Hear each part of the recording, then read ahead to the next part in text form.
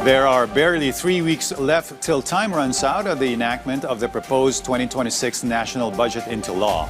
And the legislature is on rush mode while reserving enough strength and speed for the homestretch push, even as the Bicameral Conference Committee deliberations are set to kick off this week after the 2026 GAB hurdled third and final reading earlier today. Our Luisa Erispe has the details. Senators unanimously voted today to approve the proposed 6.793 trillion pesos budget for 2026. With 17 affirmative, 0 negative, and 0 abstained votes, House Bill number 4058 or the General Appropriations Bill passed to the third and final reading. With 17 affirmative votes, no negative votes, no abstention, House Bill 4058 is approved on third reading.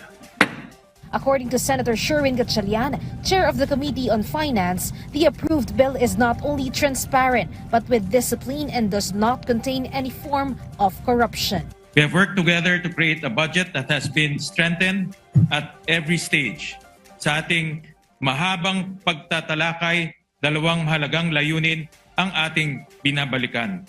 Una, ang pagpapalakas ng mga programa ng pamahalaan para matugunan ang pangangailangan ng ating mga kababayan. Pangalawa, panatilihing bukas at matibay ang ating proseso laban sa anumang anyo ng korupsyon.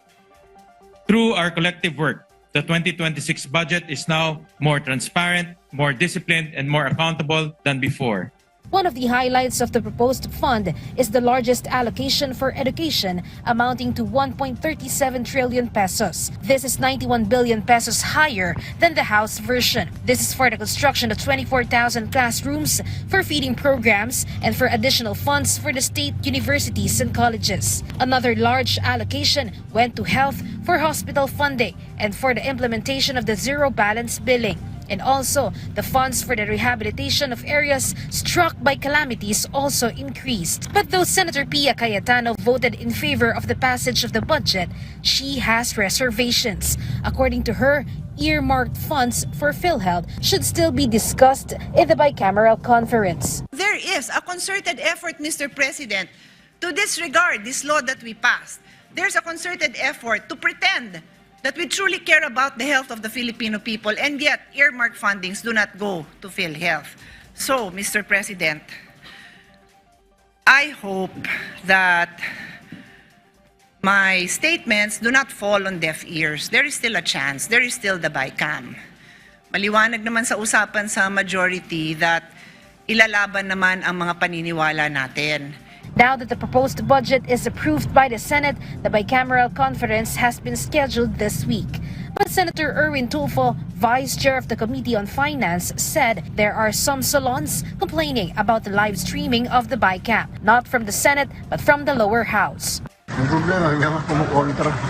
Hindi dito sa amin. Sa house, sir? Sa house, ayaw nila. Bakit ayaw? Ba't hindi kailangan? Tsaka number 2, that's budget of everybody. Pera po natin lahat yan. Hindi naman mga pera na sila doon ni Congress ko. Kaya kung ako tatanungin, why not? Diba? Why do we have to hide? Diba? Kailangan natin i-live natin. Diba? Up to the last minute, last centavo, para makita ng tao. But Senate President Pro Tempore Panfilo Lacson said their counterparts should pass a resolution for the live streaming. Nagpasa kami ng concurrent resolution, walang counterpart eh. Kami nagpasa namin dito, di ba? So ilalaban namin basta kailangan live stream. Senate President Vicente Soto III said they will not allow the cancellation of the live streaming of the BICAM. He insists that this is also what President Ferdinand R. Marcos Jr. wants, transparent deliberations of the budget. Gusto namin naka-open, kitang-kita ng publiko, sino-sino naglagay ng ganito, sino-sino yung nagpasok niyan, anong budget para sa mga tatlong pinakamahalaga, DepEd,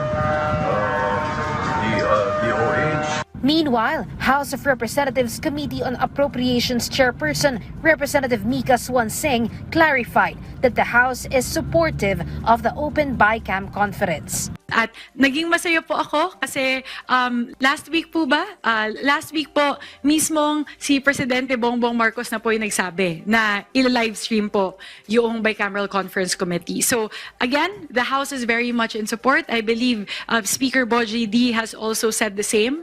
He came out with a statement supporting the open Bicameral Conference Committee deliberation. So very supportive din po ako pagdating po sa open Bicam. Luisa Erispe from the National TV Network for a new and better Philippines.